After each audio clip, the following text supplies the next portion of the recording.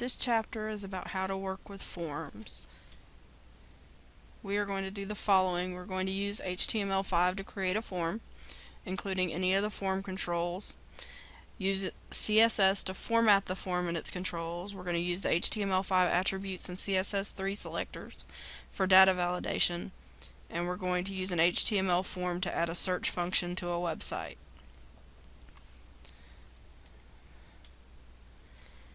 First, we're going to talk about attributes of the form element. The form element has a name attribute, which is how we refer to the form either by the client-side or server-side code. It has an action. The action is the URL that is of the file that will process the data in the form.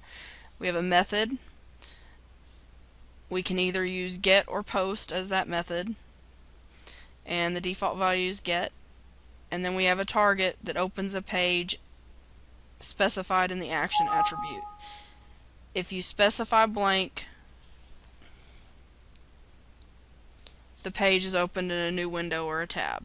So the underscore blank is what we usually use when we're doing target, so that it opens in a new window. Okay, so for input elements, we have the type, which is either button, text, checkbox. We have radio buttons and some other things as well. We have the name. Again, the name tells the code how to choose the element.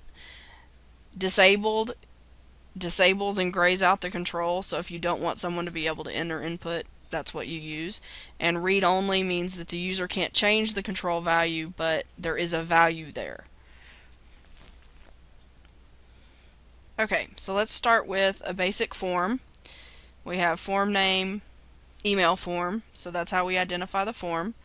We have the action, which is subscribe.php. It calls that code, and the method is post.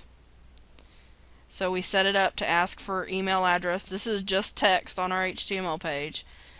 And then we have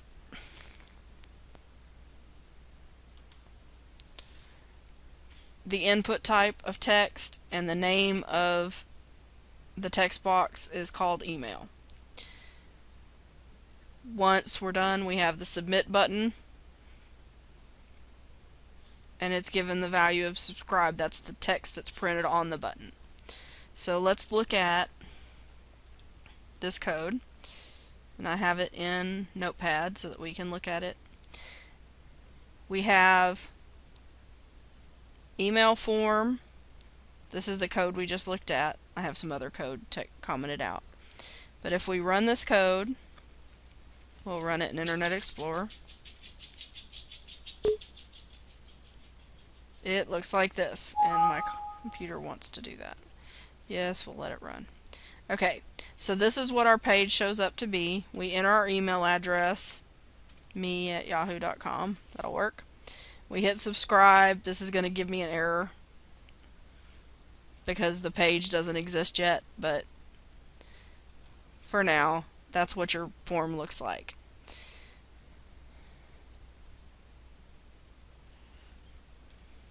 And here's the picture. This is the URL when the form is submitted, but it wasn't working, so anyway. Okay, so our input element for buttons and the button element. Buttons have specific values. We can have submit buttons, we can have reset buttons, we can have image buttons. The submit and image types submit the form to the server. The reset obviously does what it says. It puts everything back to default, and the button type is usually used to run some script. The value is what we put on the button.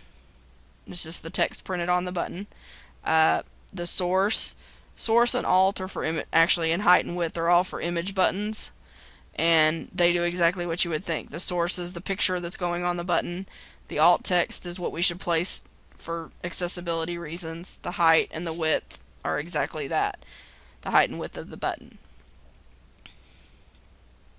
So here are 4 buttons created using the input element. We have a button that's type button, named message, and has value alert me. See, there's the alert me button. Then we have the input type submit, name checkout, and it has checkout written on it. Then we have the reset button. The name of its reset form, the value is reset, and it's the type reset, which means it resets the form. Then we have submit, which is an image button. Notice it looks different than the other buttons. And the image comes from the images folder. The alt is submit button. And there's the width and height of the button. Then the button element one is the add to cart button. And we give it width, height, and alt text as well. And now we're going to look at that in Notepad. I'm going to uncomment that section so that you can see our button, and I'm going to actually comment out yeah, we'll leave that. Let's see if that'll work with that set up that way. It might give me problems.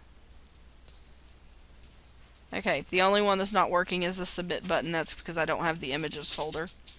And there's an image on the add to cart button that also I don't have, so that's why it's not doing what it says it's going to do. And none of these buttons have code, so none of them work. But that's okay. We just wanted to see them.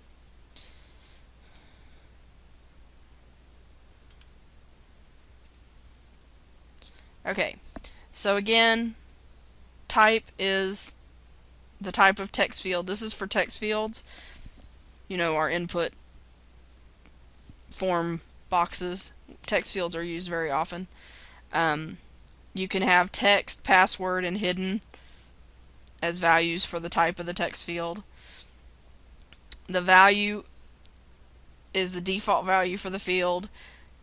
Resets will set that back. So if you want to say put today's date and you set a default value of a date, then they can fill that in. Max length is the maximum number of characters you can use in that field. Size is the width of the field based on the average character width, but we prefer to use CSS to set this size instead of inline code. And then there are two new to HTML5 attributes. Autofocus basically sets the focus to that text field when the page is loaded.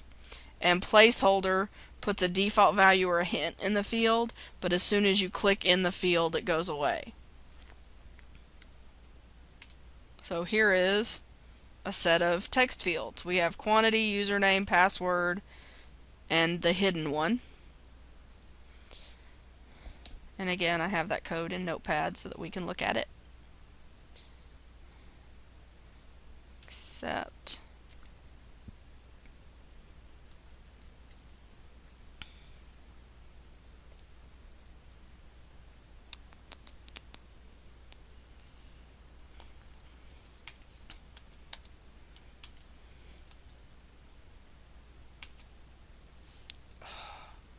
that is not what I wanted to do. There we go. Okay, wait a minute. We want to put that up here above our quantity. That's where that goes. Okay, so now let's look at this code. And it should give us, it does, and it does not want to allow black content for some reason. Okay, so notice the quantity default value is 1, but I can change it. Oh no, I can't change it. It won't let me change it. The username field, me. Password, password. Nope, it only lets me put in 1, 2, 3, 4, 5, 6 things. So, and then hidden is a hidden field. We can't even see it, so we can't enter anything into it. And then there's no submit button, so we can't do anything with it. But that's okay.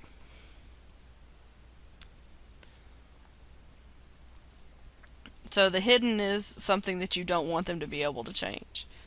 So here we go. It's supposed to say enter your password. Well, that's not good. Let's look at our code. Does it say enter your password? There it does. So let's run this in a different browser and see if it works there. There it goes.